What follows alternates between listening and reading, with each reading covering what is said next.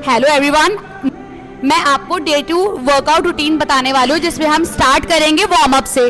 Warm up कल की तरह स्टैंडिंग मार्च करेंगे।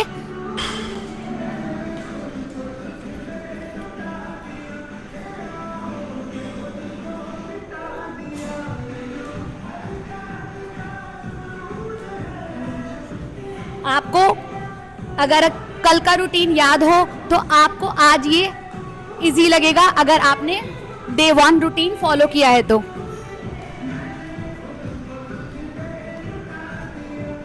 वन मिनट करना है इसे।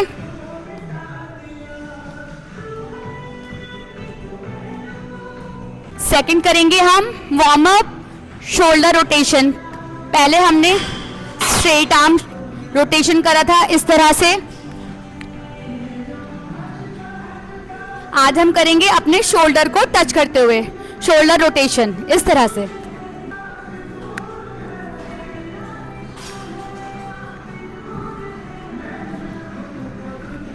हर एक्सरसाइज को 1 मिनट तक फॉलो करना है सबको। हर वार्म अप एक्सरसाइज को भी मिनिमम 1 मिनट तक आज हम फॉलो करेंगे। इसे क्लॉकवाइज और एंटी क्लॉकवाइज हम करेंगे।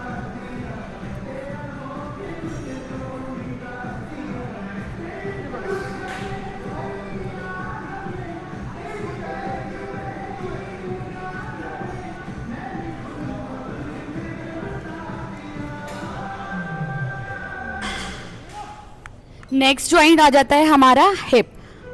पेल्विक को रोटेट करना है क्लॉक और एंटी क्लॉक इस तरह से।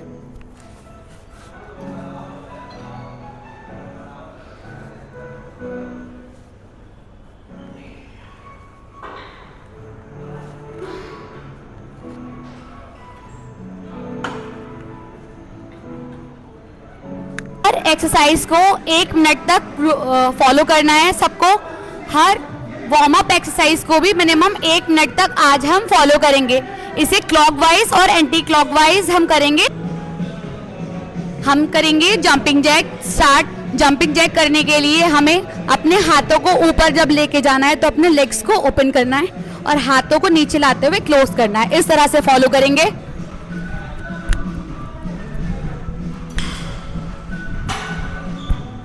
इसे हमें करना है 1 मिनट। आराम से करना है, जिसको जैसे बॉडी उसकी अलाउ करे उसे उसी हिसाब से करना है। अगर आपकी नी पेन है और बॉडी वेट ज़्यादा है तो आप इसे स्टार्टिंग में स्टैंडिंग करें इस तरह से।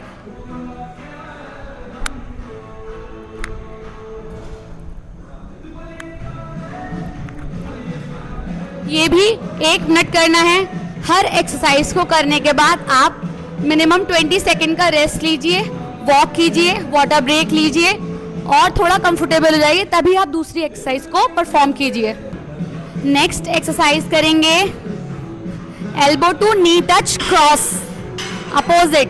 देखिए इस तरह से हाथों को कंधे पे रखना है, पैरों को ओपन।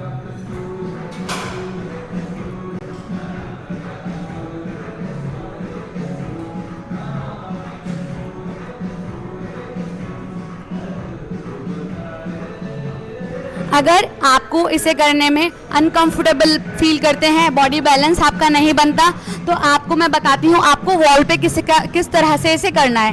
वॉल के क्लोज खड़े होना है और इस तरह से इसको अपोजिट हैंड एल्बो और नी को टच करना है।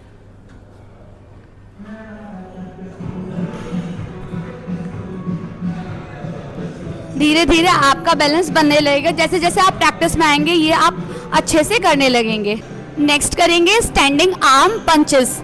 देखिए इस तरह से खड़े होना है, दोनों हाथों को इस तरह से मुट्ठी बनानी है, हाथों को टाइट रखना है, नी थोड़े सॉफ्ट रखने हैं। कोर इंगेज का मतलब होता है पेट को अंदर की तरफ खींचना, टाइट रखना, बैक स्टेबल रखना, ग्लूट्स को लिटरली अप बाहर की तरफ रखना। यस, अब यहाँ हम पंचेस करेंगे इस तरह से। सामने से देखिए इस तरह से रखेंगे, नी सॉफ्ट, पैरों में प्रॉपर गैप और पंच बनाना है, टाइट पंच बनाना है। यस, इस तरह से पंचेस करना है।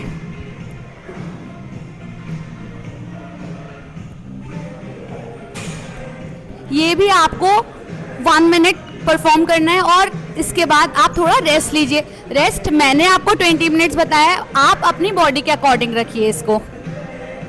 अब बारी आ गई है हमारी काफ मसल को ट्रेन करने की। काफ मसल को ट्रेन करने के लिए स्टैंडिंग काफ रेस करेंगे। देखिए इस तरह से up down up down, side देखिए, हील्स को अप करना है, डाउन करना है, अप करना है, डाउन करना है, धीरे धीरे अप करके hold and slow down, up hold slow down.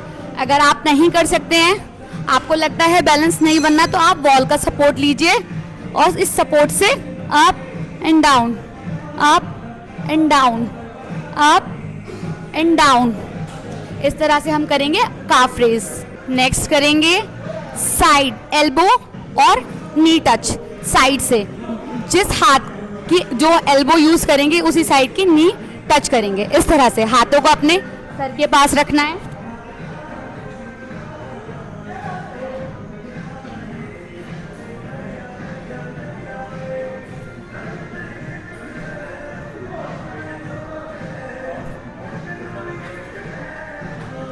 इस एक्सरसाइज को भी 1 मिनट तक करेंगे और फिर रेस्ट करेंगे। डे 2 में मैंने आपको करवाया है easy cardio on and mobility workout.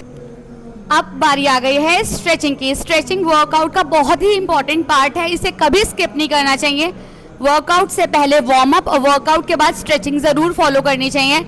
अब हम करेंगे स्ट्रेचिंग। हैंड्स को अप करेंगे, बेंड करेंगे, एल्बो को पकड़ेंगे और अपोजिट डायरेक्शन में स्ट्रेच करेंगे। 30 सेकेंड इस पोजीशन में होल्ड करके रखना है।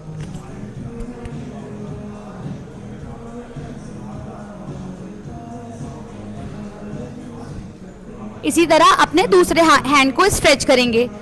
नेक्स्ट हम करेंगे, हाथों को सीधा रखना है और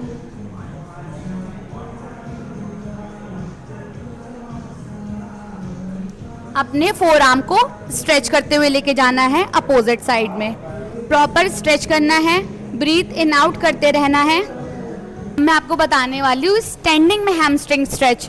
अपनी पेल्विक बोन से बराबर या थोड़ी सी ऊपर, मेरी बॉडी में फ्लेक्सिबिलिटी अच्छी है तो मैं ऊपर भी कर सकती हूँ। आपकी बॉडी में अगर फ्लेक्सिबिलिटी कम है तो आप ट्राई कीजिए, आप उसको थोड़ा सा नीचे ही रखिएगा। यहाँ इस तरह से खड़े होंगे, लेग को ऊपर लेके जाएंगे।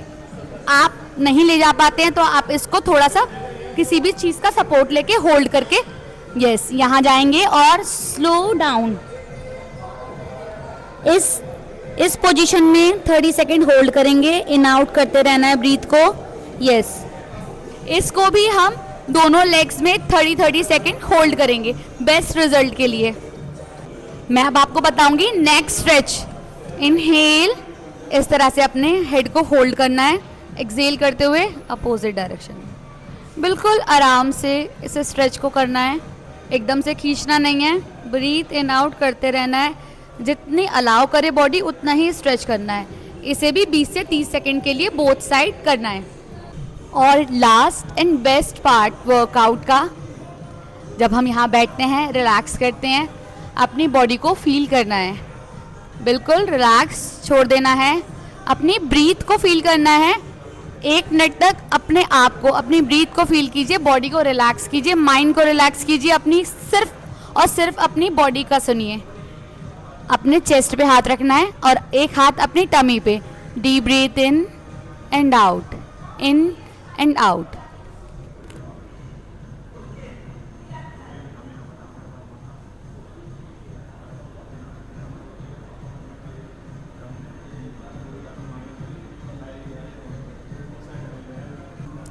डे 3 के लिए तैयार रहिएगा। डे 3 में और कुछ नया करेंगे। आज मोबिलिटी और कार्डियो था, कल कुछ नया आपको सीखने को मिलेगा। बिल्कुल मैंने आपको बताया था, ये बेसिक वर्कआउट है, हर कोई इसे फॉलो कर सकता है। कोई भी जानकारी आपको चाहिए तो आप मुझसे मैसेज में कांटेक्ट कीजिए। मैं इंस्टाग्राम पे एक छोटी ही रील शेयर करूँगी, क्योंकि इंस्टाग्राम पे मैं इतनी लंबी रील शेयर नहीं कर सकती।